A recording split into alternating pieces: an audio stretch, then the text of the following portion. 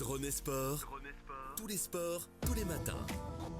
Le journal des sports avec Karim Droné. Bonjour Karim. Bonjour Adil, bonjour à toutes et bonjour à tous. Et aujourd'hui, on revient sur les principaux résultats sportifs du week-end et notamment cette nouvelle déconvenue pour Manchester City en Première Ligue. Mais pour commencer, Karim, les athlètes marocains se sont distingués ce week-end.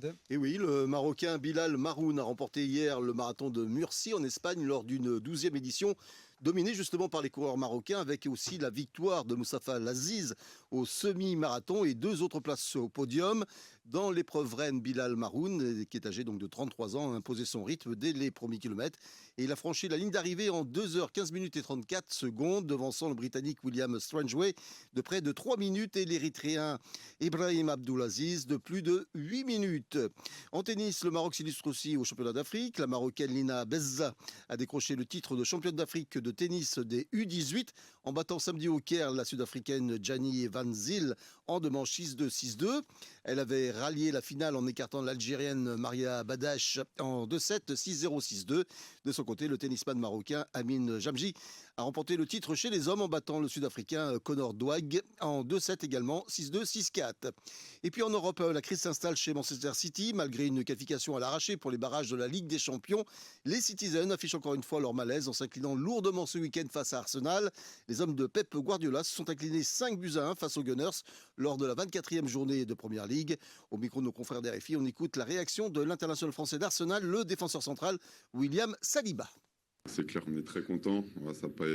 C'est une équipe, même s'ils sont pas en confiance en ce moment, c'est pas une équipe facile à jouer.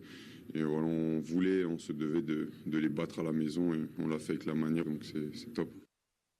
Et puis en France, l'Olympique de Marseille arrache la victoire face à l'Olympique lyonnais lors de la 20e journée de Ligue 1. Après une première période plutôt terne, les Marseillais ont fait des étincelles en deuxième mi-temps pour s'imposer finalement 3-2 et revenir à 10 points du leader parisien. Malgré la défaite, le capitaine lyonnais Alexandre Lacazette garde malgré tout le moral, comme l'ont constaté nos confrères d'RFI. C'est sûr qu'on n'a pas enchaîné de victoires depuis un moment, mais dans le jeu, c'est pas aussi mal qu'on l'entend ou qu'on le dit. Donc on sait que c'est à nous, on a un nouveau coach, on va travailler, on a une méthode de travail différente, mais j'ai grande confiance en mon collectif. On y croit tous ensemble, donc c'est à nous de travailler cette semaine. On va beaucoup travailler pour bien comprendre et se préparer pour les prochains matchs.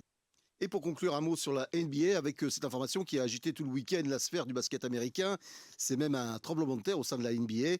Luka Doncic quitte donc les Mavericks de Dallas pour rejoindre les Lakers de Los Angeles et les LeBron James. Dans cet échange négocié sous le manteau par les dirigeants des 2 clubs, Anthony Davis fait le chemin inverse et jouera désormais pour les Mavericks.